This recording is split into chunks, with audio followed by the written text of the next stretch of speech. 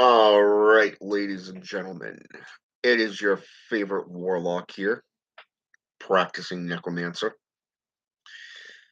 And today I want to talk to you about divination, things like runes or cartomancy, tarot cards, if you will. How do you determine that type of reading from, say, prophesying aspects of occultism?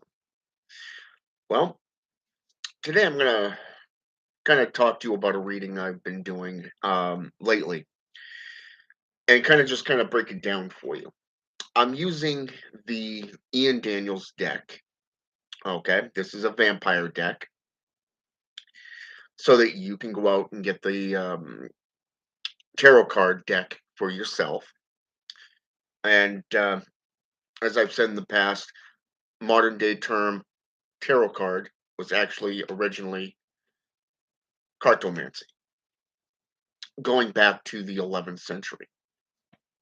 So I've been doing a lot of readings lately and kind of looking at my world, my personal world, and I've been looking at the events unfolding in the world.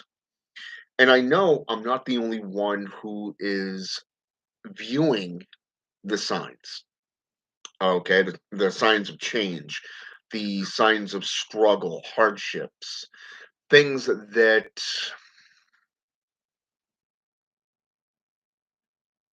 if you're not observant enough or careful enough, meaning making wise decisions and wise choices, that it's going to bring you turmoil in the future, specifically the near future. Now, what's interesting is about a month or two ago, I actually did a live video, and I can't remember if I did this on my channel or that of Dark Sorcery, but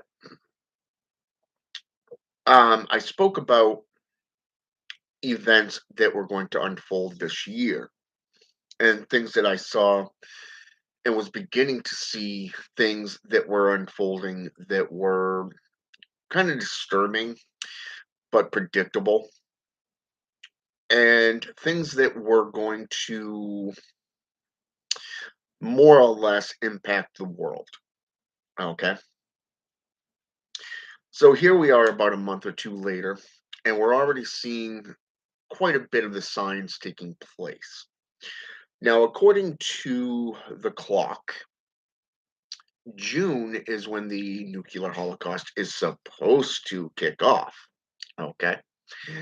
And you notice I used the quotations there because they said supposed to. And that's according to the studies and those of the government that predict certain things to come forth. Now, does this mean it actually is? I mean, we're talking people that actually predicted the Y2K, the end of the world from the Mayans calendar and such. Okay. Not to mention the biblical Nicodemus, so to speak. I mean, the guy predicted what, over 2,000 prophecies, and we've only seen a small handful come to pass, such as Napoleon, Hitler, and so forth. Even the Twin Towers, okay, which he did predict. So I thought that was pretty cool. But like I said, I'm not the only one seeing the world changing, struggling, preparing for a war that is going to impact the world over. You take the foundation of Aquarius for an example. Aquarius is a water sign. And this is one of the biggest elements that have been playing into what has been coming up over the last few months. Water and earth are the two main elements. Now, Henry Agrippa, in his book, The Three Books of Occult Philosophies, reported that the two most dense properties is earth and water. Okay, very simplistic. By adding in fire and air, you can either increase the density or decrease that density. Okay, the adding and subtracting properties. Okay, now here it is. So, earth and water are the two most dense properties. Now, if we're talking astrology, zodiacs, we just came out of what the Mad Arab from the Necronomicon so colorfully put it as the time of upheaval, wars, political matters, and such.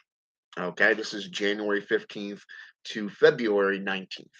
Okay, this is where Venus disappears from the spectrum and then reemerges about a month or so later.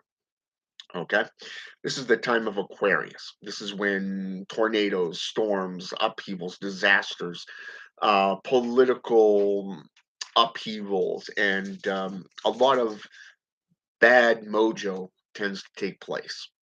Okay, you notice how I said bad mojo. Okay, and I'm referring to a lot of things here. Okay, a lot of things that I mean. You look at what President Putin is doing over in Ukraine. You got Asia, China attacking Taiwan. You got North Korea firing nuclear, missiles and nuclear weapons, all over the fucking place because of how many joint missions and exercises has NATO done down there, and they've never done that before. Why is it happening now? You know what I'm saying? Why now do they feel like they are being threatened? Okay. Now, one of the big things that we see is the lies told by the media. They always amp things up to be more chaotic or more immediate. You either do or you die, so to speak. You know what I'm saying? This is the type of message that the media portrays to the public. When you add in government officials, how much truth is it that they're actually revealing? You see, there's a lot of things that are playing into effect, but yet you got, President Biden just suddenly showing up in Ukraine, you know, a very political hotspot right now. Okay. And yet you got Putin sitting there going, well, on the anniversary of our invasion of Ukraine, we're going to jack something up. Okay. Wow. Okay. If you're going to jack something up, what could that be? Is it going to be military presence? Is it going to be bigger weapons? Is it going to be maybe let's go to DEFCON 1 and go, hey, let's kick off Armageddon, you know? But yet, you look at the 80s and 2000s. There was one movie that was remade with the guy that plays Thor, and that from Josh and Drake. Okay. And these two played brothers in the New England area, whereas Charlie Sheen and Patrick Swayze played in the original Red Dawn. Okay. Now, it took place down in Texas. Okay. Now, here it is. If you paid attention to the opening credits of the original Red Dawn, you will notice that Russia is starving. Starving, meaning they're running out of supplies. I mean, what do you expect from a region that is heavily, how should I say this, infested with elementals? Okay. We're looking at harsh conditions. You got to be fucking powerful to live in a place like that. Okay. I mean, it's like, say, for an example, that whole region, I mean, you're dealing with hostile environments that is almost like a frozen wasteland in some areas. But even though you got all of this playing into effect, how do you determine and prophesy all of this stuff? I believe it was JD Temple who did a video recently called, he said it was his last video, but I highly doubt that. It's called 444, 444. We know that 666 is supposedly the mark of the beast. 66 in numerology is the sins of the man, type thing. The 66 seals, you got six sins of the man, you know, and when you add it in, 666 three score, which is the book of Revelations, the mark of the beast, chapter 13, so there's a whole lot of things playing into effect here. And so you're not just dealing with numerology or astrology, zodiac aspects. You're dealing with a lot of things. And right now, what I'm showing you is how these things are playing into effect. But like I said, there are things that is beginning to unfold. So I actually typed this to in a messenger chat that I'm in just a little bit ago because I've been getting these type of readings for a while now. So let me see here. Okay. So first of all, you have the world, the tower card, the hangman, prince of knives, five of skulls, ace of grails, the moon, the star, and the nine of grails. Those are 9 cards that keep coming up into play.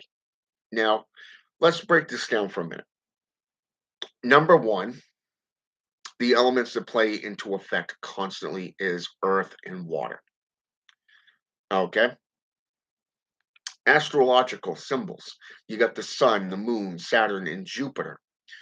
You got the zodiac symbols, which are Gemini and Aries. Okay? You got the occult symbols, which is the heart, Star of David, Hermetism, if you will, Hermetics, the Kabbalah. Okay? The rose and hemomancy, which is blood magics or blood sorcery, the spilling of blood. Okay? Everything in the reading begins with Jupiter and ends with Gemini. All signs are earth and water based. Okay? The two dense properties are earth and water. As students, we have to see these events and figure out what is going on.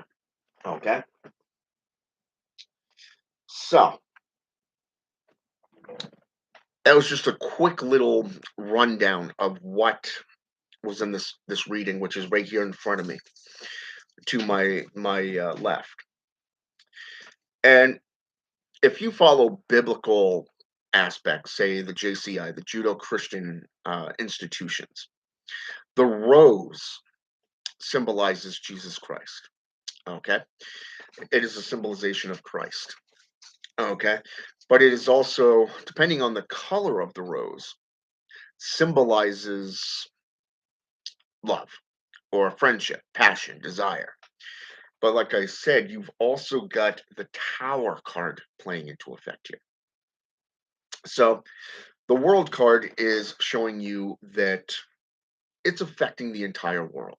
It's not just one corner of the world, it's going to affect the whole world. This means every government, every country is going to be affected. The Tower card, there is a lot of potent upheaval going on. Africa, you got country against country within Africa. You've got countries attacking other countries. You got the population getting ready to take up arms against their own governments.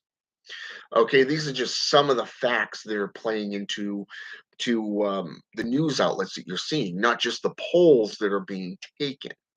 Okay.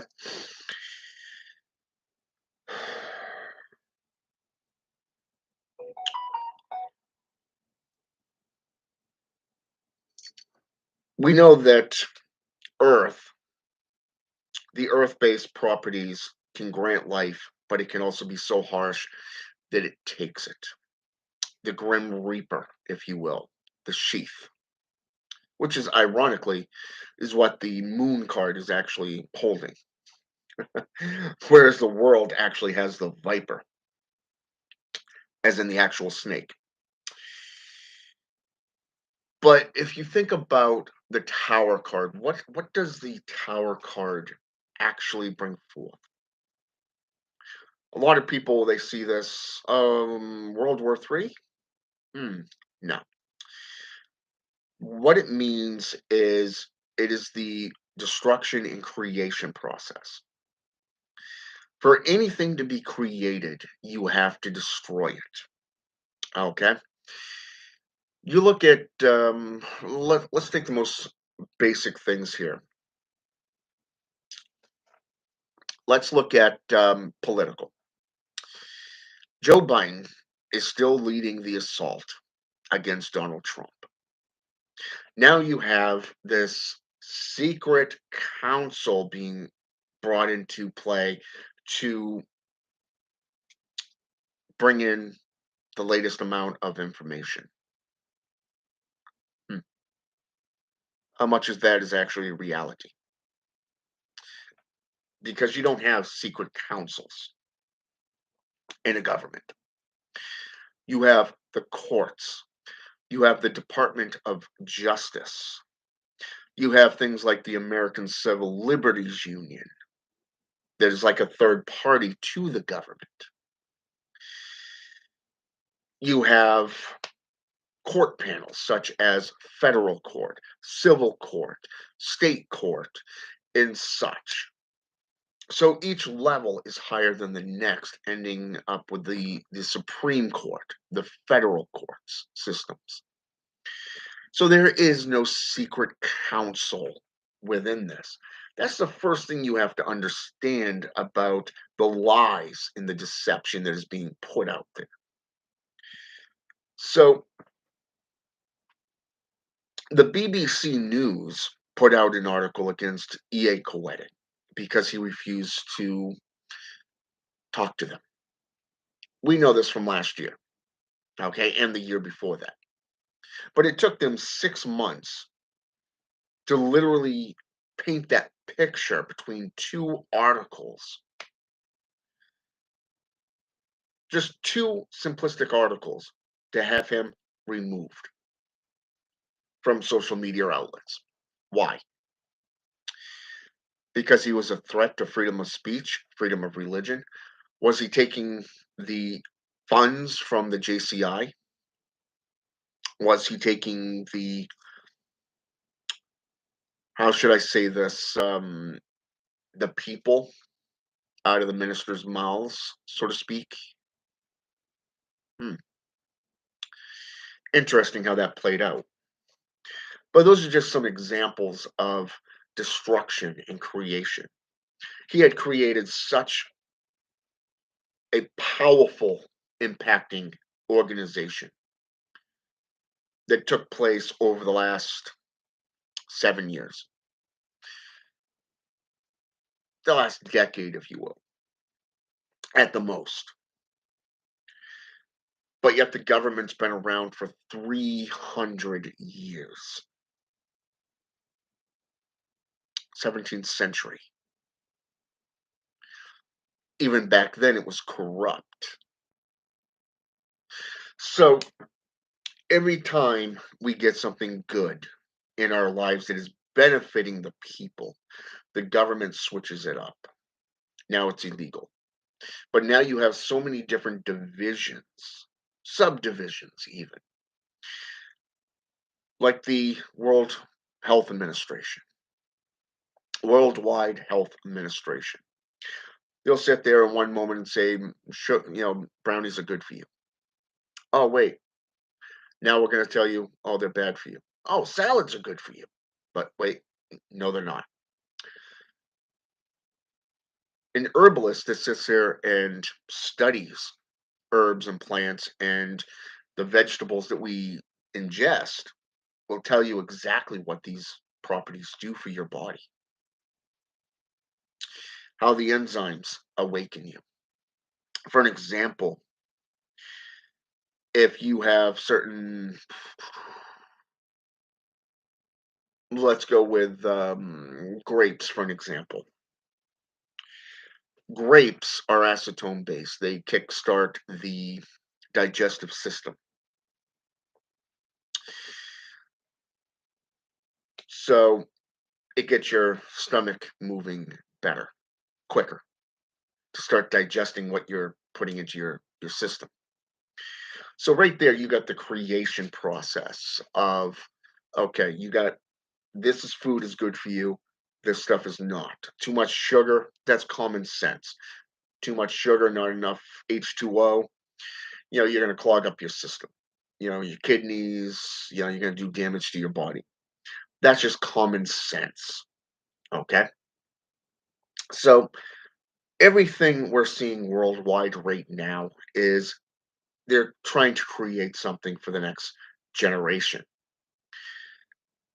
Every other generation of office holders is either a Republican or a Democrat. Okay. The balance factor is 2 by 2 or 4 by 4. Simplistic math, simplistic mathematical equation for the observation of the practitioner. So, between knowing that it's going to affect the world, knowing that you have to destroy something to create something, the Boston Tea Party, the American Civil War, the French and Indian War, the Civil War, 1960s, or 1860s rather.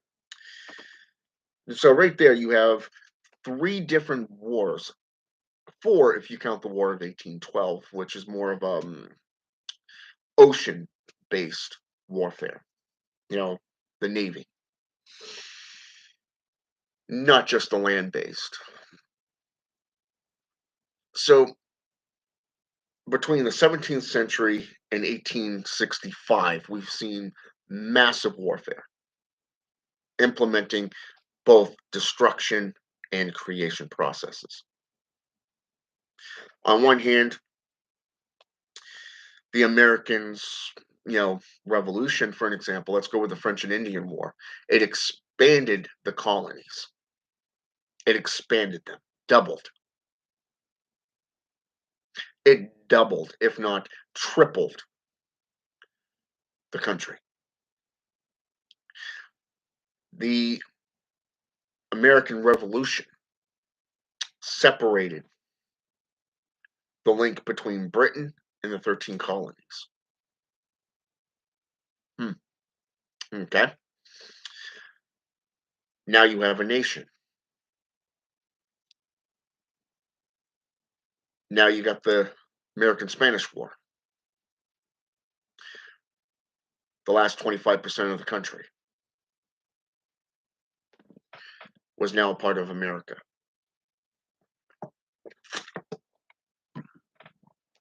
But wait for it. Now you have what is known as the Bible Belt from Texas to Florida, from Florida to roughly around Virginia area, Tennessee. This separating the United States of America and that of the Confederate Army, the Confederate nation, the old school believers, the diehards, if you will. Okay. So that divided those two. So you took one whole nation, split it into two. This created the tension, which set the stage for the American Civolution, the Civil War practice. Okay. So again, take a look at this card. Okay. Take a look at this card, the Tower. Let's do it upside down.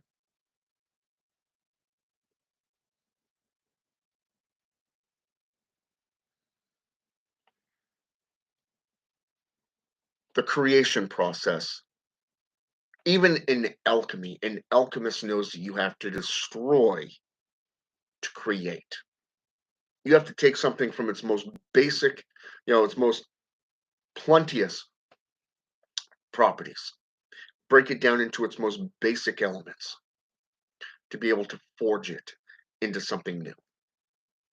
Again, if we go into Sumeria, the old world, we see the alchemical structure for metalwork working.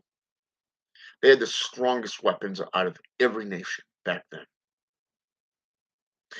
Their method of forging metals, shields, and weapons was known as the Sumerian fire and ice technique. This meant rapid heating, rapid cooling. Okay? Think about that for just a minute. Combustion, if you will. Especially when you get into things like trains and now fossil fuels. Now supposedly we're running out of them. Wow. Mm. Interesting how that fear is being put into motion, right? So, the hanged man.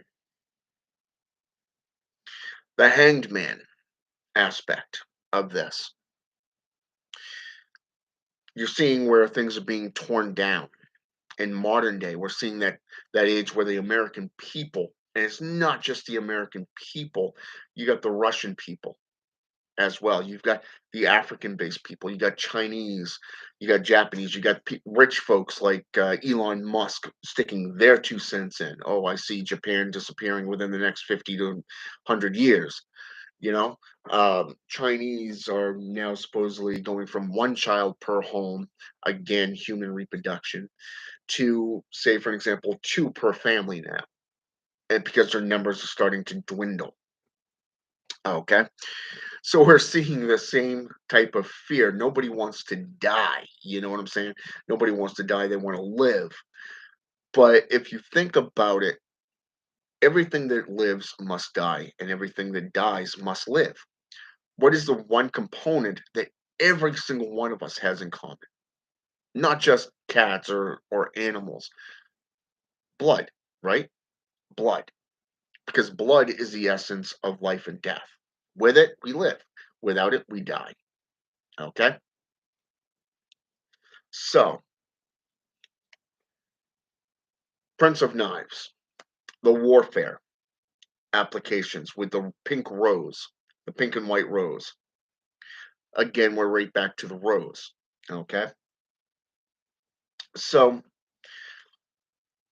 here we see the passion for warfare. We see the need for dominance, upheaval, just like the Five of Skulls, if you will. Okay? Skulls are let's call it the way it is, the land of the dead. It is the need for warfare. It's the need for spiritualism. Now, what's the one thing that everybody has in common? Spirits, spiritual belief structures. Okay, and it's really impressive to see how the world is changing. It's minor changes, but you're seeing the patterns. So you got all these countries dealing with the same properties, the same things, but instead of coming together, they're aligning against each other. And when you get into religious belief structures, now you're getting into reproduction, banning things. Oh, this is illegal. That's not illegal. Anything within the U.S., you can't do abortions. But yet, if you have had an abortion within the last 10 years, guess what? You can be tried for manslaughter and imprisoned. Okay, even put on death row. Okay, this is what's happened since the demolishing of Roe and Wade, or Wade and Roe, or whatever the hell that was, that protected women's rights. However, when you get into the Congress acts, the acts of the Congress, you go into 1010, 117th, and you see where a woman has a right to either bear a child or to terminate the child based off mental health and safety concerns. Okay, but it also says in Part B that you know no government branch has a right to interfere in this. But yet here they are getting involved from the court systems up, signing bills, signing laws into effect that says, guess what? You don't have a right to your fucking body. Well, guess what? According to this act, you don't have a right to interfere in what somebody else does. And this is a part of the United States Congress, Constitution right there. Okay, it's not just about religious, protections such as the First Amendment, which also deals with freedom of speech. Okay, but yet here they are limiting what you can and cannot say, what you can and cannot do as a religious constitution, even though the three identifying markers are in place for all religions. Okay, so you take that with a grain of salt, if you will. Do your own homework into it, and you'll see it. So, I mean, even if we get into the most earth-based applications, there are three things that we see that is a driving force for warfare. And this goes back to the ancient world. Number one, you have women. Men have always fought over women. Two, land. Okay. And number three, minerals. Okay. These are the three most basic things that everybody fights for. Okay. You add in greed into the mix, money. Well, guess what? Now you got different effects. You got what is known as the mark of the beast, which is now coming into the world. So, on one hand, according to the book of Revelations, and yes, I have been delving into that lately, because there's a lot of applications here that is recorded in it that is actually playing out in the world, not just from the Dead Sea Scrolls or the Mishra. Okay, so here it is, and I'm going to lay this one down for you, and it may piss off a lot of people. So take it the way you want. First of all, anybody who takes on the mark of the beast, the number 666 or the name or whatever, the mark of the beast is, really very vague in the Bible. It doesn't really say what the mark of the beast is. They have the number 666, which is in, like I said, chapter 13 of the book of Revelations, where it says that is the mark. Okay. But it doesn't go into what it is. How is it going to come into the world? Well, let's take a look at the United States right now. Down in the Southwest, you have fingerprint scanning. The Southeast, you have computer chips going into the hand. The Northeast, you've got photo recognition. The Northwest, you are doing both. You're basically implanting things into your body. So there's a lot of things which Christians in the mainstream JCI are up in a heaval about, saying, "Hey, it's the end of the world. The beast is in the world." Well, if you've actually noticed, where does the beast supposedly come from? Europe. That's according to the book of Revelations. Okay. But not just that, you look at any given prophet within the Bible and, the Christian Bible, and you're going to see this. Even if you get into the human or animal sacrifices, for example, which is a massive things right now, within the corrosion of religions. And you notice I use the term corrosion. And I want that to be a primary word for you. Okay. And this is why.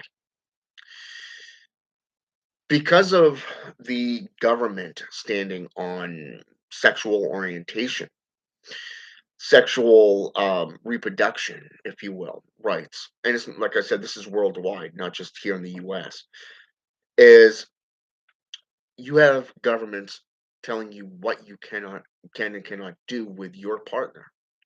Okay. Or what you like. Okay, it doesn't matter if you're trans, pans, bi, tri, whatever, gay, lesbian, it does not matter. Okay, this stuff has nothing to do with religion outside of the JCI. So that's the first thing you have to identify with. Okay, that's the first thing you got to identify. Okay, this is the only religion that limits you. Okay, if we go into the book of Revelations, chapter 1, we notice right off the bat that if you are a gay man or a gay woman liking the same sex, then you are basically being aborted from the heavenly host. Okay, you are going to die. You need to be stoned to death, basically.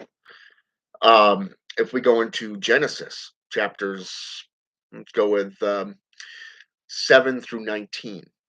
Okay, we see Sodom and Gomorrah. We see the great flood. Okay, all the evils of the world needed to be blotted out. Okay, so again, we're seeing this. So again, right now, we see how your sexual orientation and preferences are being played into religion. So now you got all these left-hand path practices like paganism and Wicca, going to Santa Morte, going to Santeria practices. Yeah, I mean, how many statues now are being implemented in Santeria? Santa Morte alone, for an example. Let's go with Santa Morte. Multicolored statues that was originally white and black all of a sudden goes red, and now you have multicolored representing the trans, bis, tris, gays and lesbians. Their belief structures now. This is what I mean by corrosion. It has nothing to do with sexual orientation. It has nothing to do with this. It is a worldly fashion of the JCI propaganda, nothing more. Even if you get into Hebrews chapter 4, verse, let's go with chapter 13, verse 4.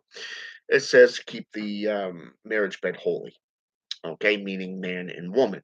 If we go into chapter 19 of the book of Matthews, for an example, it says, a man shall leave his mother and his father and cleave unto his own wife, and they shall become one flesh, meaning producing offspring, okay, having children.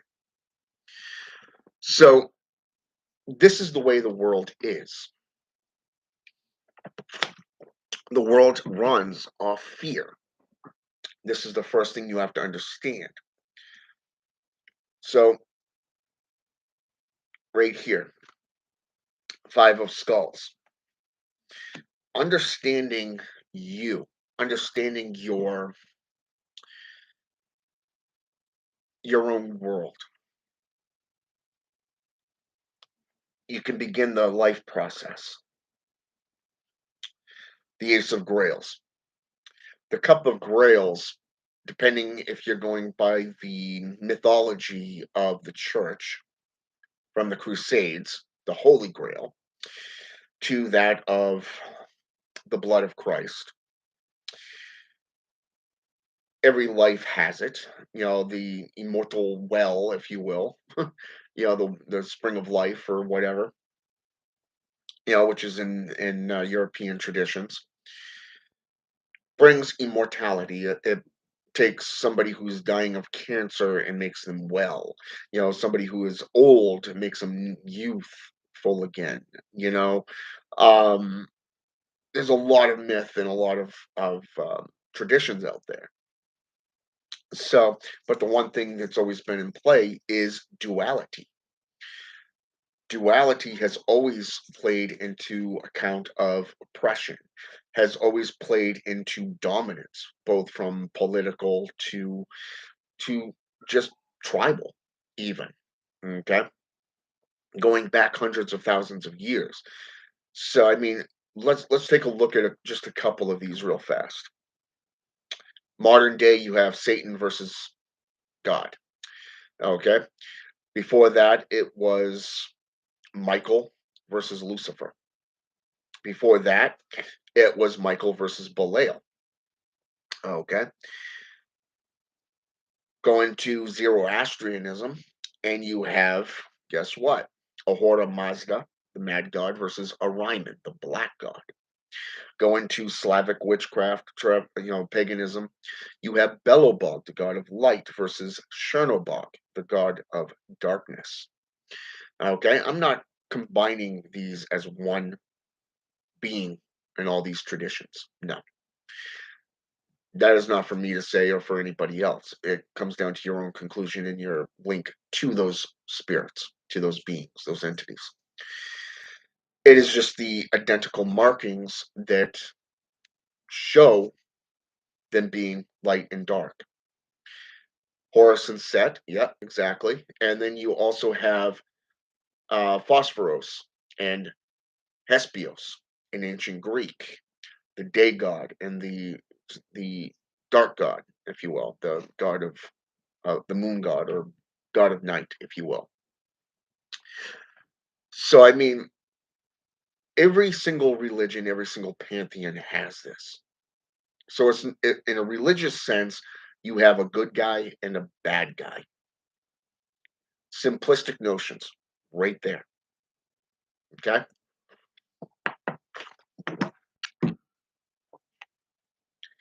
The star.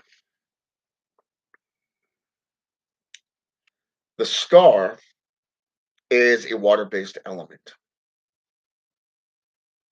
but it deals with waves. And what's interesting is when you get into Hermeetics, the Star of David, which is the six-pointed star. Ironically, the Star of David is also associated with another organization as well, a different type of religious faction. And offhand, I can't remember what it was. I'd have to delve into the Masonic book and actually get that again. But um, if you get into what is it, the 1000, I'm sorry, I got cats running around like crazy right now. And little man's going to get his ass beat by his sisters if he doesn't stop chasing them. So we know how that turns out. You got three females and one male. It's not in his favor. So, anyways, so when you get into all this, what is enlightenment? What is education? Knowledge is power. So, having the knowledge and the understanding of warfare, the understanding of psychological warfare, or even spiritual warfare, how do you motivate a culture to move in certain directions? Under the guidance of the moon, for an example, you can illuminate them slowly, introduce them to different aspects. If we look at the Illuminati or, perspective here, because over the last few years, there's been an increase of Illuminati types, these cons. They increase and then all of a sudden they drop off the face of the world. There's a notion of the Order of the 13. Okay, the Order of the 13 Robes. And basically, this is the oldest myth out there, which is this one order. You have to be very, very powerful to even begin to join this group. Is this one group is made up of 13 individuals who basically rule the world. They're masters of the world. Now, it was said that the Illuminati was actually a group that did the exact same thing. They delved in with scientific aspects, alchemy, astrology, numerology, you know, not just a religious perspective, and were considered to be an offshoot of the Catholic Church, the Roman Catholic Church.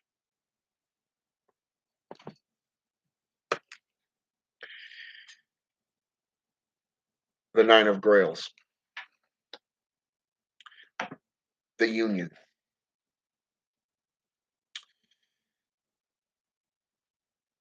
It is said that coming together, you bring forth change. Even the biblical perspective of this, you see, if Satan's house is divided, then he himself is divided. You cannot serve two masters. But yet, if you are unified in a single goal, who can stand against you? There was this minister that I knew years ago. In fact, this minister was the one that got me into the ministry to begin with. Well, I should say he suggested the ministry to me because I was good with people. I was good with listening and had a lot of good advice from my own experiences. And it was interesting because of the fact he said, through unity, victory is formed. Sun Tzu, in The Art of War, says that he who has already contemplated, basically learning his enemy's movements, has already gained victory. So why would you rush into any battle? Why would you rush in? In fact, why would you even bother rushing in? Today's youth, no matter in religious perspectives, no matter philosophical, no matter those who are in the mundane world, they're so wrapped up in the world that they forget that it's about self mastery, self evolution, self enlightenment. They believe what is told to them instead of doing their own research and studying for their betterment. They're so wrapped up in the world that they get mixed up with organizations like the Temple of Satan, for an example, which is only politically based propaganda to benefit their own members. They claim to be doing it for the betterment of Satanism. But yet, if you actually read their newsletters and you actually have a conversation with these individuals, then you realize you're not a member, so they're not going to help you. They're not going to. They talk about saying this, oh, we're doing this, this, and this, but yet, wait, we feel that our members' rights are being violated. Two things, one sentence. Mm. Duality, hypocrisy. You're doing this while doing this. Two different things, two different ends of the spectrum. So everything from Armageddon, if you will. So this clock says that in June, Armageddon's going to kick off with a nuclear holocaust. The clock is literally counting down, and you can actually look this up on Google. Okay, I saw it first on an app called Newsbreak. When I went back to look for it, about a day or so later, it was gone. But you can look it up on Google, and it is right there. And it's called the countdown to Armageddon, to nuclear holocaust, basically. And it says that in June of this year is when it is expected that the nukes are going to go flying. Hmm. But yet, here's the other kicker. According to the US government, the Earth has already gone over what it's able to produce per year, which is why inflation is skyrocketing. Rent for apartments is increasing. Crime rate is increasing. You've got everybody out for themselves. Everybody is scheming to try to benefit themselves. But nobody is trying to fix the issues at hand. How do you fix an issue if you're not willing to come together in unity and try to better all mankind? Like in the old days, where knowledge benefited everybody.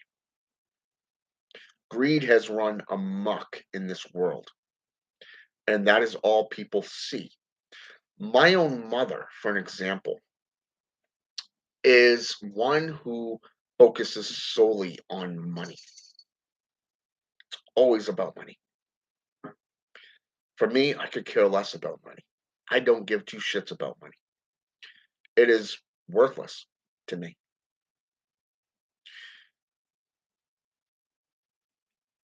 I started, I met with my landlord about a week or so ago, and we were discussing the new rent. My rent is literally doubling. I got no problems with that. I really don't.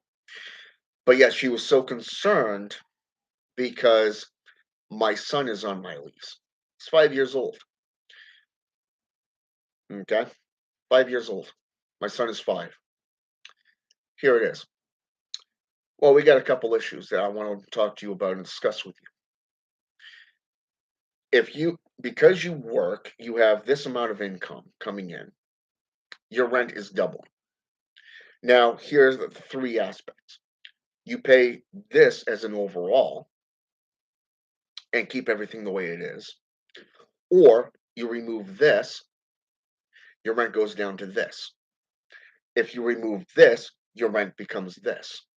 But if you remove these two, your rent becomes this. What's the issue? You see, the point of this was to, the point behind this meeting was to incite fear, was to incite fear into my life. So I looked at my mother, I looked at my son's mother, and I brought them in on it. And I said, this is what's going on.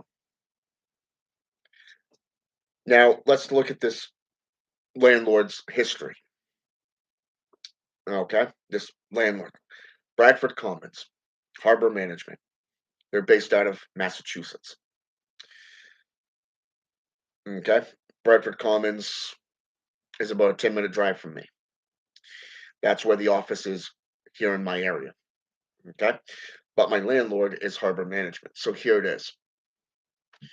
So, knowing their history, you put up a two-bedroom house or apartment for me and my family, but then you sell it out from underneath us immediately after we said we're going to go get the money. So by the time we leave you and go to the bank and get the money, you've already given it to somebody else. Hmm. Supposedly, if I took my son's mother off my lease, she could never be added back on. First of all, why would I add her back on? We're no longer together. Why would I want to put her back on?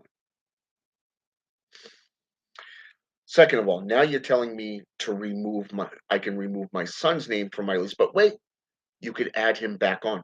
Well, he's not considered a resident here, but yet he can stay with you as as a guest. You can re-add him anytime. Really. So what's the issue? What's the benefit of this meeting? My mother's trying to get me to do one thing. My ex is trying to get me to do something else. On one hand, you got somebody that's completely engrossed in financial money, greed. On the other hand, you have a Baptist being controlled by her family, her mother, wanting me gone from my son's life.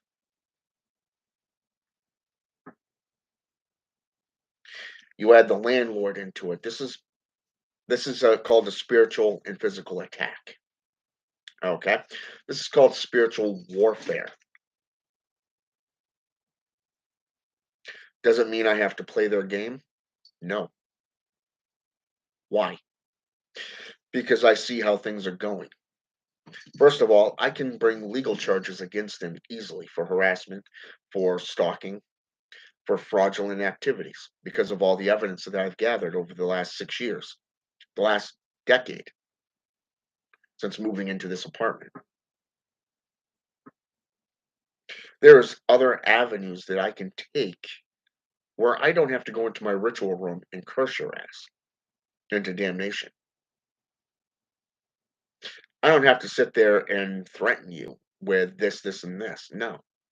I can just go down and go, here's all the information. Do with it with what you please.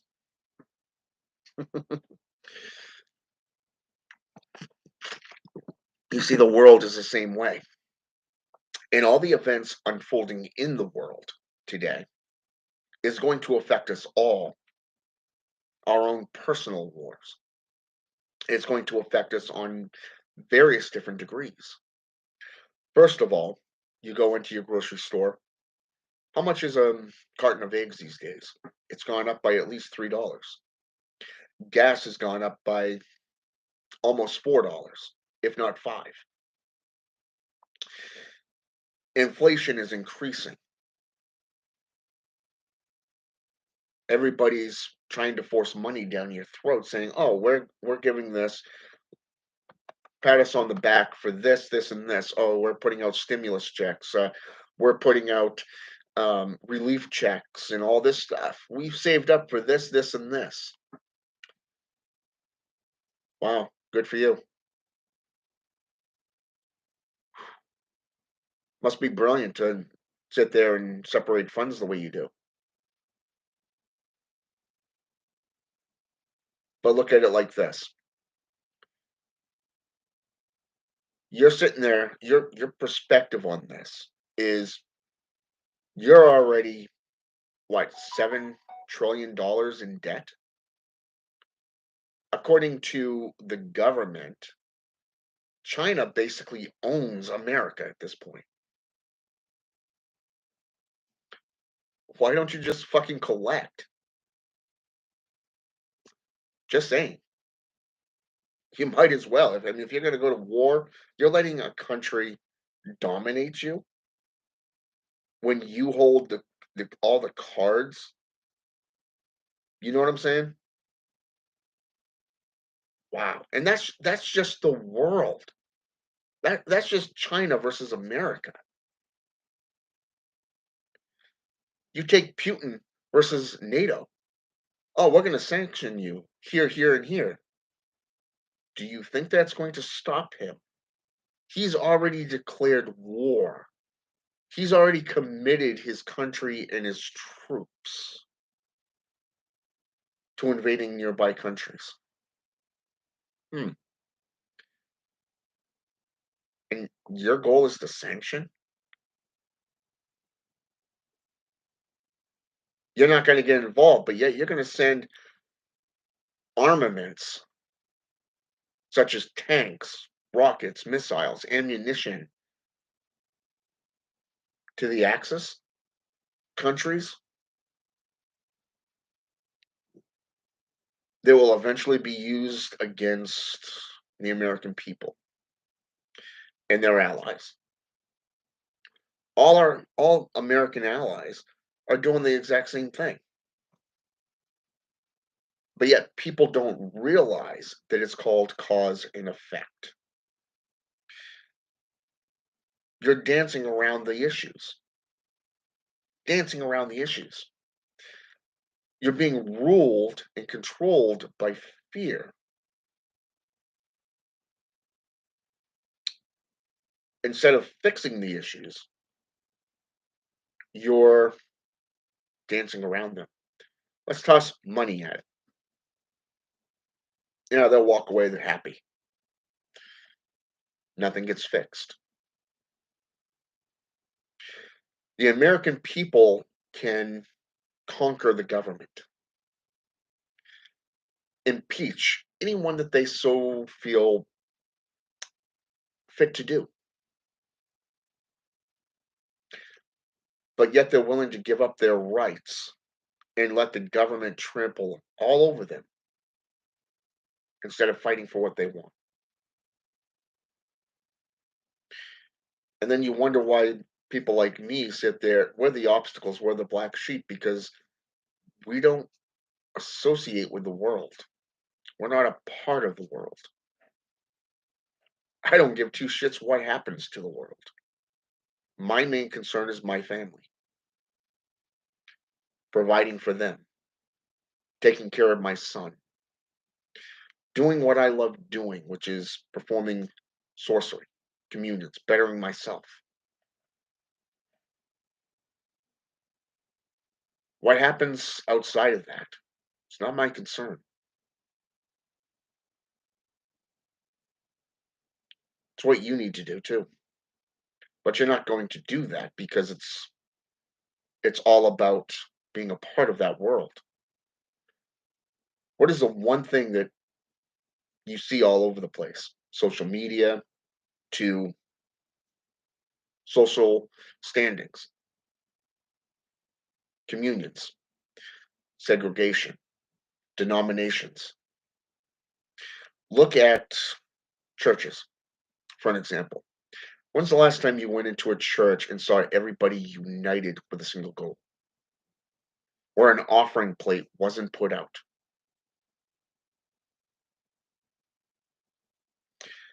We don't put these offering plates out daily. Really? Yet there it is before every sermon. You do the music, all of a sudden the ushers come down with the offering plate. You all swirl around the pews and oh, envelopes for full of money, 10% of your overall income, right in there. But once a month, oh, we've got this new activity. We need money for for reconstruction of the sanctuary that you just did like 3 weeks ago, or we need to raise money for the youth department, or oh, we're going to go into another country and we're going to build a sanctuary there. But yet you're going to give a kid, a child who is starving and needing food, a Bible. Why don't you give them KFC? That will nourish them better. But you're not going to do that because it's about dominance. It's about segregation. Christians see themselves as superior. Satanists are playing the bad guy role. Good versus evil, right versus wrong, heaven versus hell. Fear. One's trying to make the other look bad, the other one's just playing into it. It's all image based. Again, nothing's being done. Not one damn thing. The world changes, but people stay the same. Sad fact. You look at what transpired 300 years ago. You're still seeing this stuff today. It just goes by a different name. Anton Zandaleve actually said, "Why should I go out and buy this new product when I've had this product for 40 years?" Hmm. The only difference is it's wrapped up in a pretty new packaging and a pretty new bow placed on it.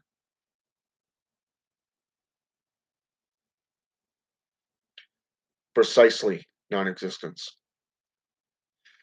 And yes, I am reading the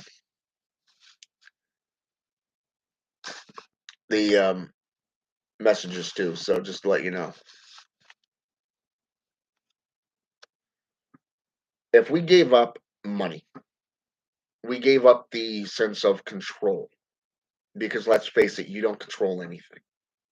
That is a false state of illusion. That is the illusion. Falsicity. Fallacies. You don't control anything.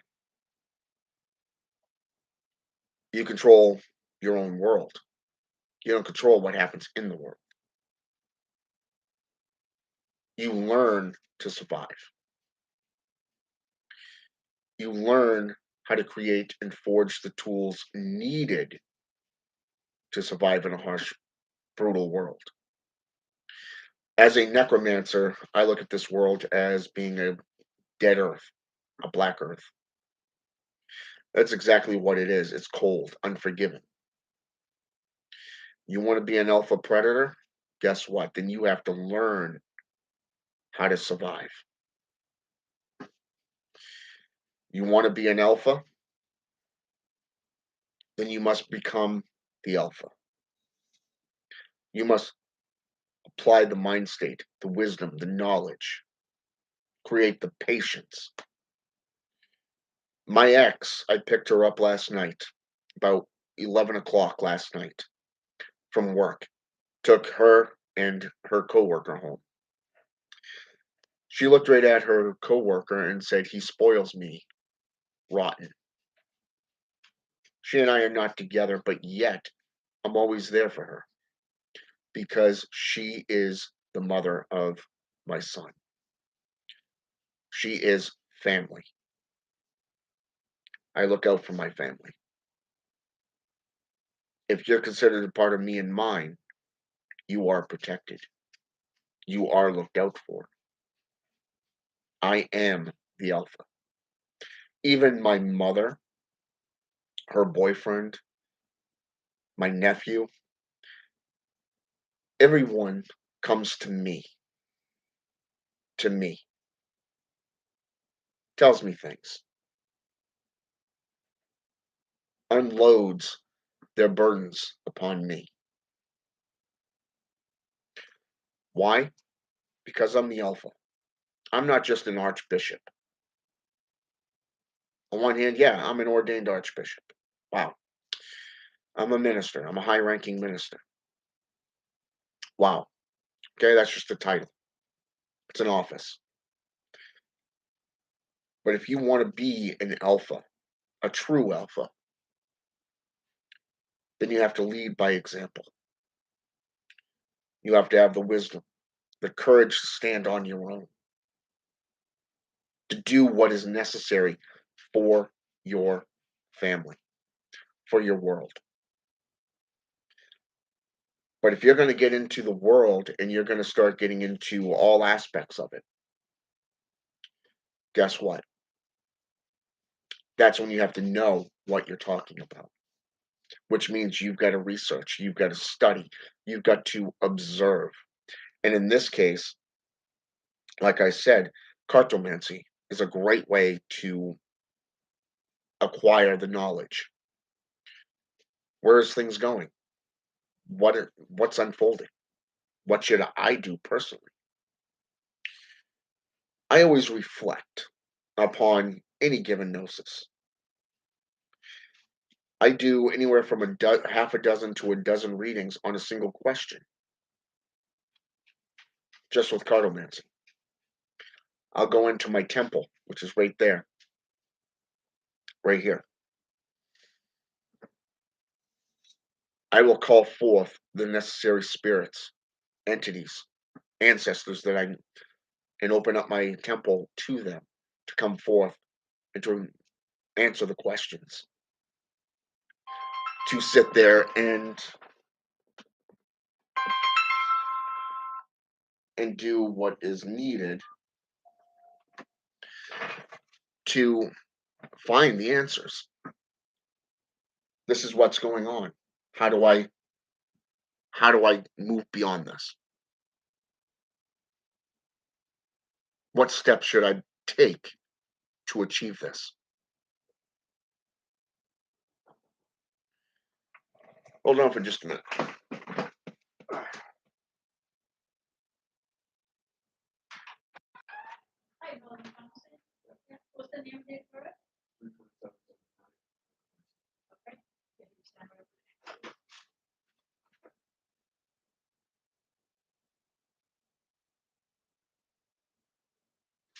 Okay, thank you for your time.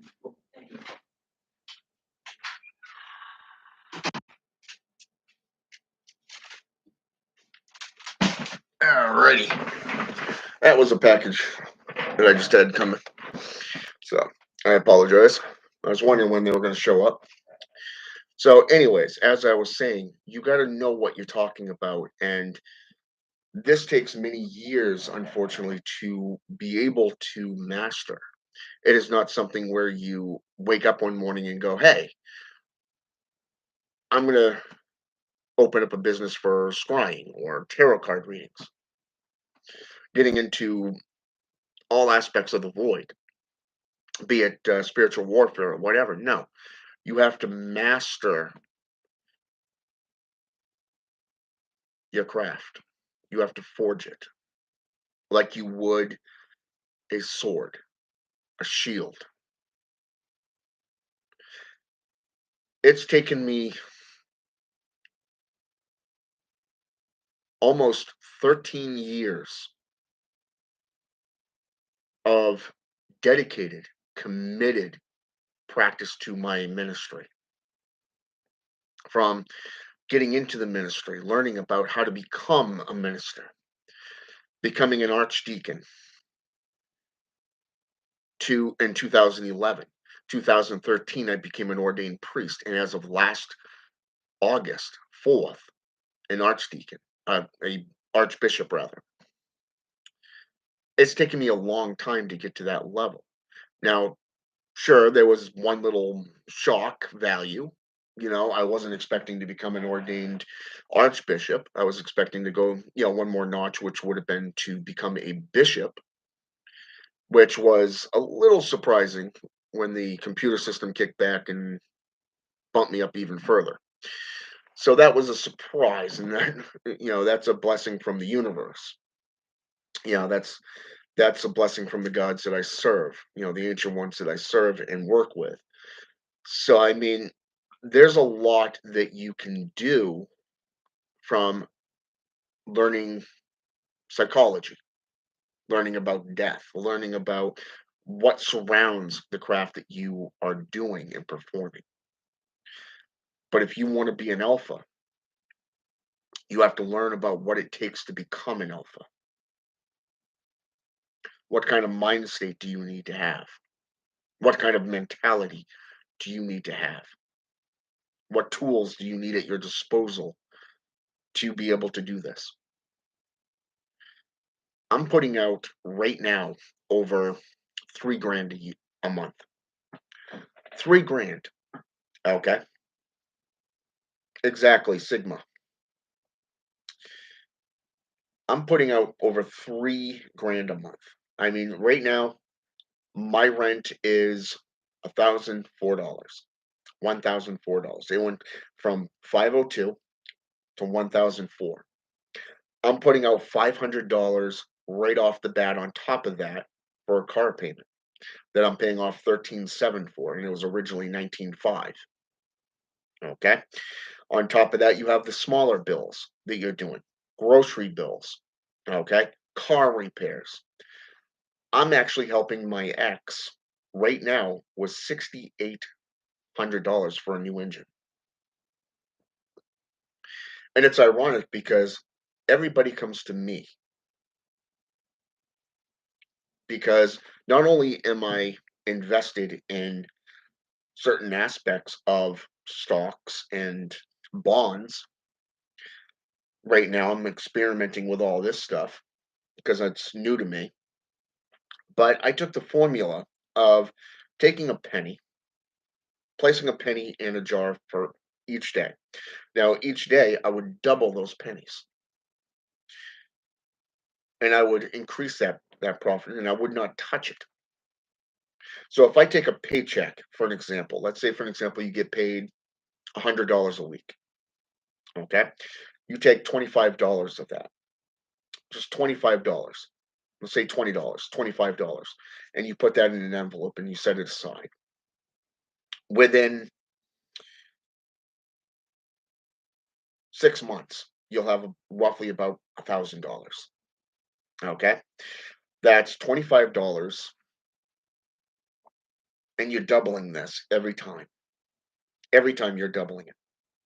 So within 3 to 6 months, you've already got $1,000 saved up. Within 3 to 6 months, just by putting $20 to $25 into an envelope. Within a year's time, you should have roughly around 2,000. Okay. When your stocks come in, when your taxes come in, put a good chunk of that away. Like, say, for example, if I got 1900, okay, let's say, for example, I got 1900 that came back to me. In this last time, I got less than that, roughly about 800. So what I did was I put 400 away, and I used the other four, and I put it towards my car. Okay, dropping what I owe the bank down even further. Now, if you take that same mentality when it comes to financial prosperity, you can experiment. Like, I recommend Carnival. I recommend Amazon. Just minor stuff to you. We all shop on Amazon. We all, on occasion, take trips. Let's say either a car ride, a Carnival ride. Personally, I don't. The last time I was on a cruise ship was back in '98. It's been a long time, and that was going from what was it, Portland, Maine, up to Prince Edward Island and back for a trip, a high school class trip. And it was interesting because of the fact that I've spent thousands of dollars going from one side of this country to the other, just pissing away money. But yet I always land on my feet. Why? Because I'm looking at things from various different perspectives. To the outside eye, it's chaotic. You're not responsible enough. But yet, if that's the case, why am I the one with money all the time? Is it sacrificing? Is it looking at different perspectives? Yeah, it is. So I mean, you want to look at all this stuff from a point of an alpha. And if you want, years ago, I'm gonna tell you this. Years ago, I've always wanted a family. I've always wanted to have a family of my own. But it took me many years to realize that there is a mindset that you have to have. You have to have a certain setup, a structure.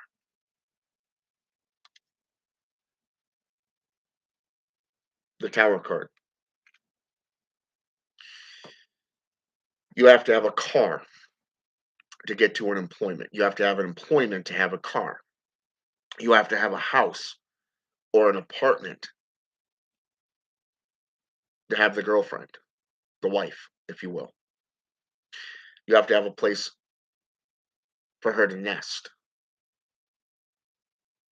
You have to have that place for her to nest and to create that family setting.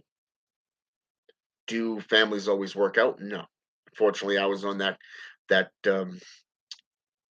negative side of that notion. We lasted about 6 years. It's okay. But we hang out more now than when we were together. Ironic how that works out. So here it is. Again, when she needs advice, she'll either go to me or her father. That brings you back to psychology. Psychology 101. Women grow up to marry their fathers, and men grow up to marry their mothers. Same perspectives. It's ironic. It's you're not marrying your father or your mother. It's more of the fact that you're getting together with somebody that has the same qualities, the same traits as them that you grew up with. Okay, it is that identifying markers. Very, very impressive, to say the least. So all of this stuff, you have to have avenues. You have to have experiments going. You got to find out what's working and what doesn't. Not everything is going to work out the way you got planned or what you hoped for. So, does it deal with fear? Taking that first step, yeah, it is always fearful. What if it doesn't work out? What if the world comes to an abrupt end? Hmm. Well, there's always that possibility. I mean, an asteroid has been known to crash into the Earth. Meteors are known to bounce off the atmosphere. There's always that possibility that they can come crashing to the Earth.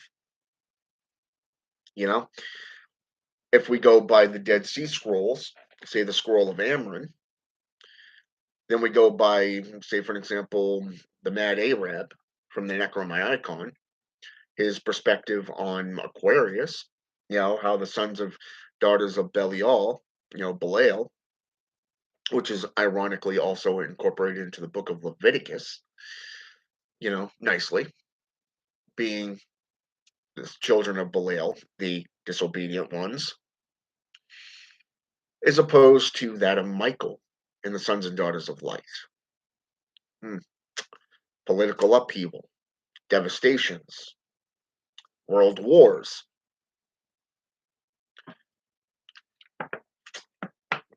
So, what do you actually control?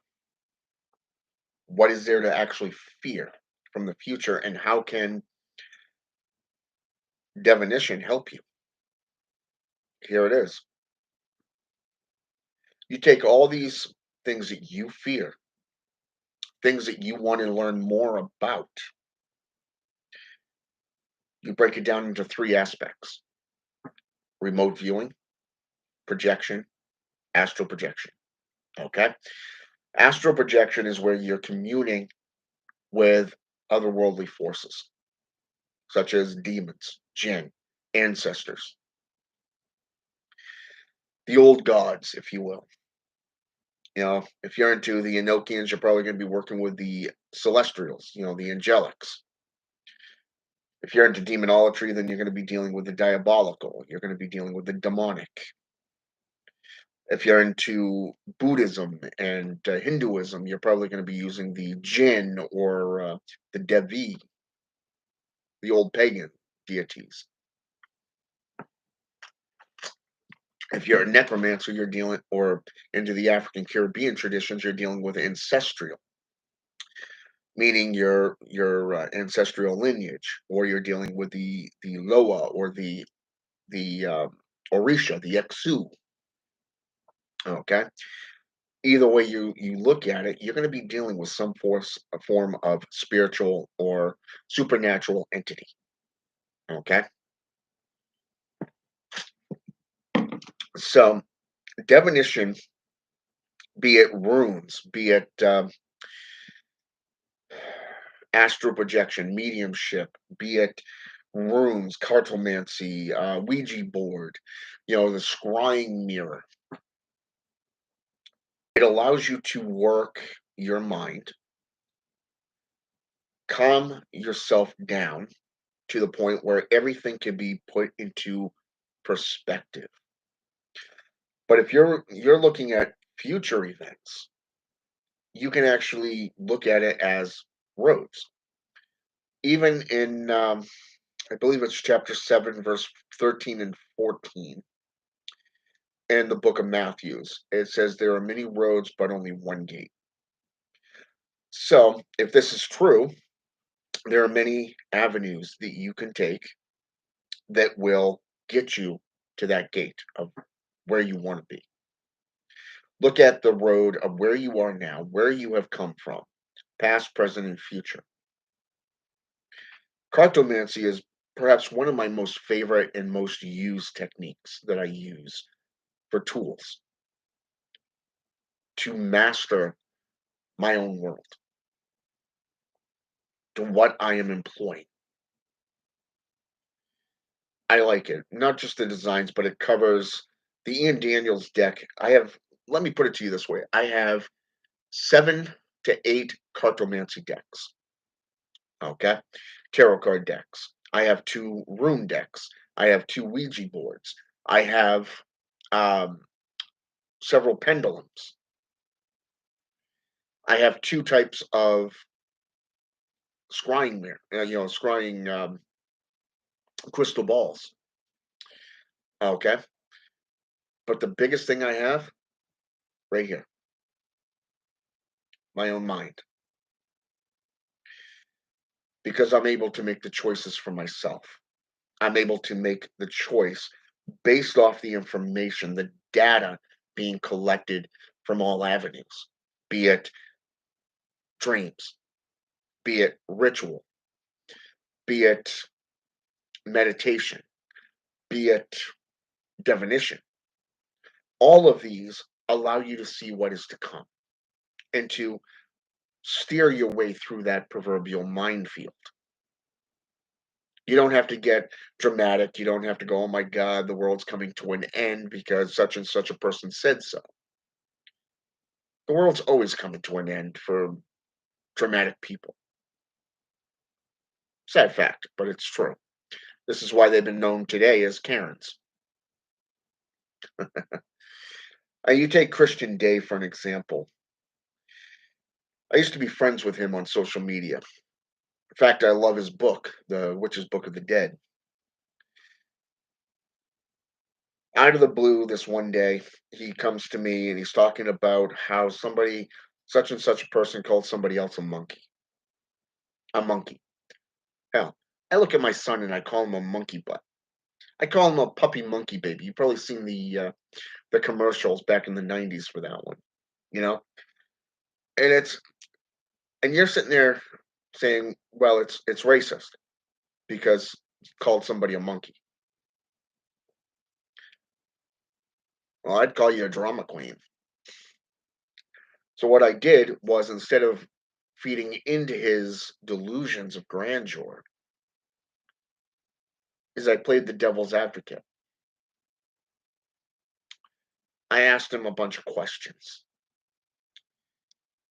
Did he mean that? Did the person say this in a derogatory perspective? Was it a joke? Do they know each other? You know, how many different perspectives can you place on this one term, this one little small little clip, this one little sentence? You're not showing me the whole picture, the whole conversation. You're just taking it would be like if I looked at, say, for example, non-existence here, and separating your funds is responsible for what portion goes to whom. Okay. First of all, I concur with you fully on that. But if I took that one little sentence right there, and then I go to say EA Wedding, or I go to say for an example Bill Gates, or I go to the King of England, and I share this with him. Okay, number one, they can jump right in with their own thought forms. They can go, well, I think this is derogatory. Well, I think this is racist, or I think this is a joke. This is responsible. Okay, you got all of a sudden you got all these opinions coming into play. This is bringing all these opinions together. There's an old saying that says opinions are like assholes. Everybody's got one. Damnedest thing I've ever heard, but so true if you think about it. Everybody's got an opinion, so they must be assholes. So here it is. So the outcome of this story is he blocked me because he didn't like my answer. He did not like my answer, so he blocked me. Does it hurt me? No. Does it affect me? No. You're the one that chose to come to me with your drama. Doesn't mean I have to feed into it or to feed its existence. Okay?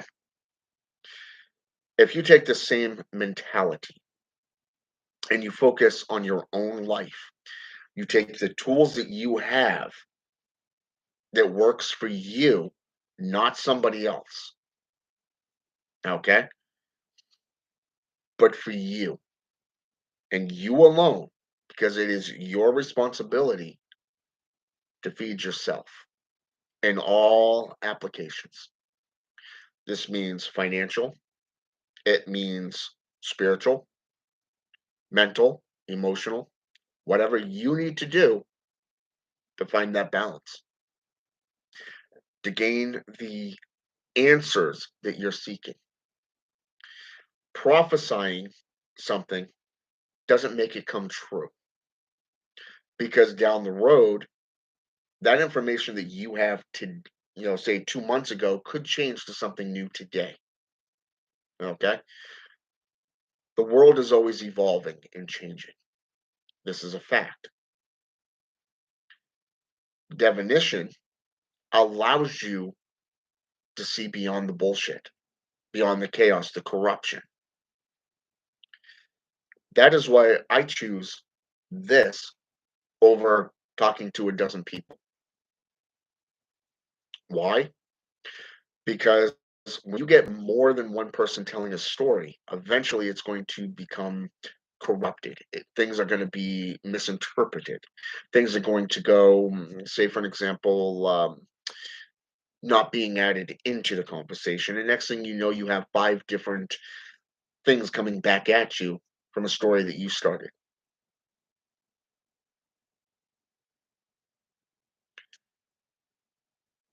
It's also a great way to root out those who are against you too. But doing this is something that will benefit you in the long run. Is the world going to go into a holocaust? I think Putin is going to back off. I think that he's going to disappear from society. And I think that those nations that have decided to attack their neighbors are only flexing their muscles in attempt to kickstart something that is like a hornet's nest.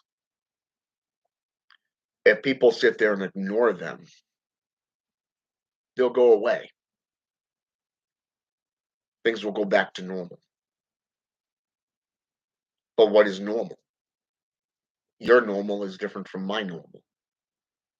So again, it comes down to you and the tools that you use to benefit your world. Just the way it is.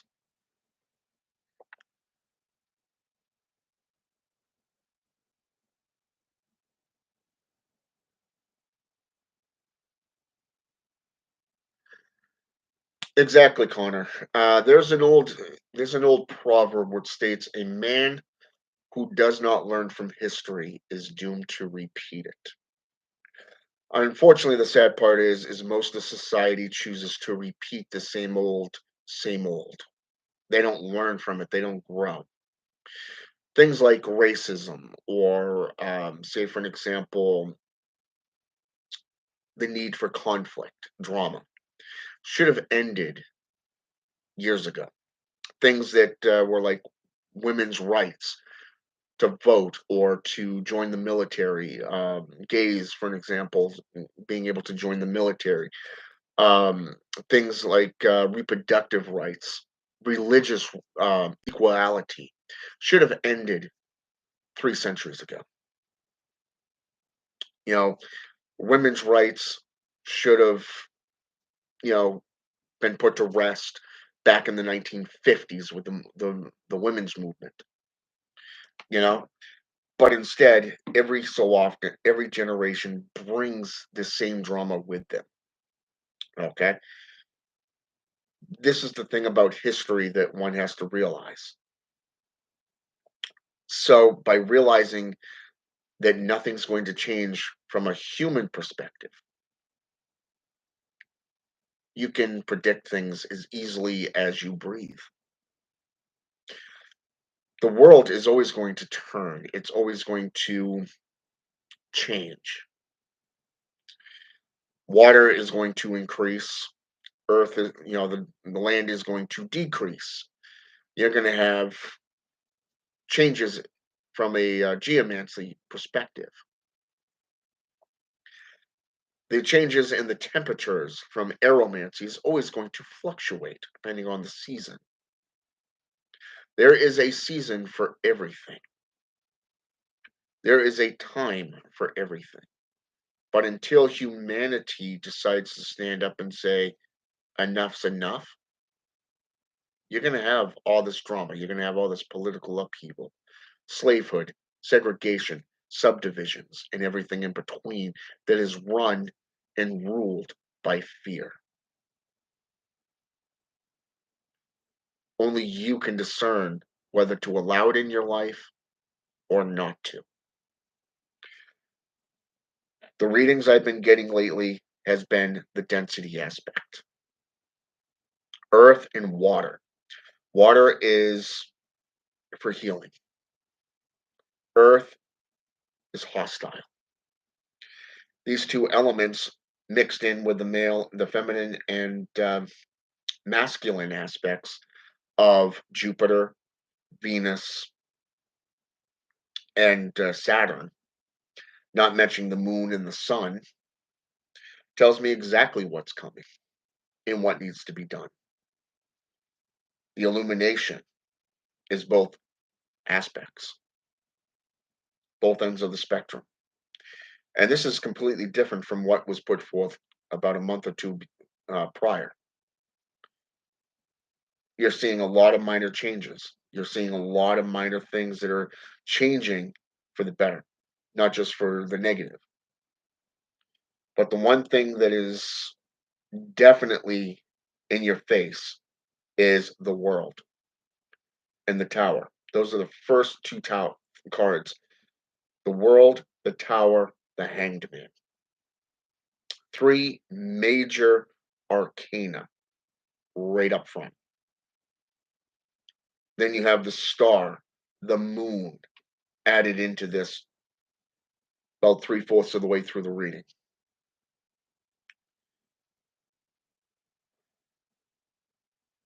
You're dealing with the life force. You're dealing with the innocence of spirituality, the physical applications of this. So you're dealing with the grails, the knives, and the skulls. Those are the main three cards, the three main suits that you're dealing with right now. The physical, the life, yeah, and the death, the physical. And I think things are going to get a lot worse before humanity decides to step up and go, hey, enough's enough. And I do believe that there is going to be a civil war soon. Question is it going to be this year? Is it going to be a few years from now? Eventually, people are going to have enough and they're going to step up to the proverbial plate and demand change. Is this going to come in a form of nuclear war, World War III? Who knows? All I can say is that the signs, as it stands right now, resemble Red Dawn, both the original and the remake. So, day by day, you're seeing things unfold. Every day, do a cartomancy read. Every day, do a rune reading. Every day, jot down in your journal. Every day, reflect upon what's been put forth, and then make the decisions best for you. All right. With that said, I'm gonna get off here. I gotta go pick up my ex, take her up to the dealership. Gotta go pick up my son at his grandmother's house. Yeah. So, all right. Have a good one.